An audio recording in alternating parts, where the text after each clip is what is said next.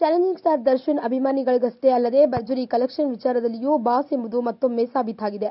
Box office ಸುಲ್ತಾನ ಎಂಬ ಬಿರುದನ್ನು ಕೂಡ ದರ್ಶನ್ ಚಕ್ರವರ್ತಿಯ ಕಲೆಕ್ಷನ್ ದಾಖಲೆಯ ಮೂಲಕ ಯಥಾಪ್ರಕಾರವಾಗಿ ಕಾಯ್ದಿಟ್ಟುಕೊಂಡಿದ್ದಾರೆ.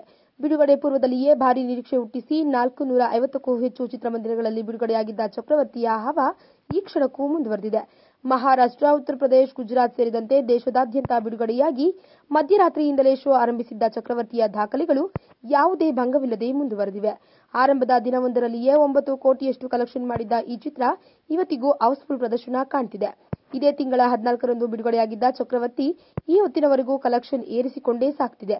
ಇನ್ನು ಸಿನಿಮಾ ಚಿತ್ರೀಕರಣ ನಡೆಯುತ್ತಿದ್ದ ಹೊತ್ತಿನಲ್ಲೇ ಉದಯ ಟಿವಿಯವರು 4 ಕೋಟಿ ರು ಪಡೆದು ಚಾನೆಲ್ ರೈಟ್ಸ್ ಪಡೆದಿತ್ತು. ಈ ಮೂಲಕ ಚಿಂತನ್ ಅವರ ಚೊಚ್ಚಲ ನಿರ್ದೇಶನ ಯಶ ಕಂಡಿದೆ. ಇಡೀ ತಂಡದ ಶ್ರಮವೂ ಸಾರ್ಥಕವಾಗಿದೆ.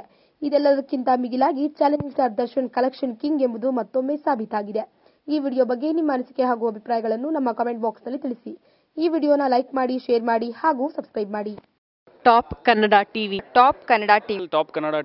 ಎಲ್ಲ ಇನ್ಫಾರ್ಮೇಶನ್ ಅಪ್ಡೇಟ್ಸ್ಗೆ ಸಬ್ಸ್ಕ್ರೈಬ್ ಟಾಪ್ ಕನ್ನಡ ಟಿವಿ.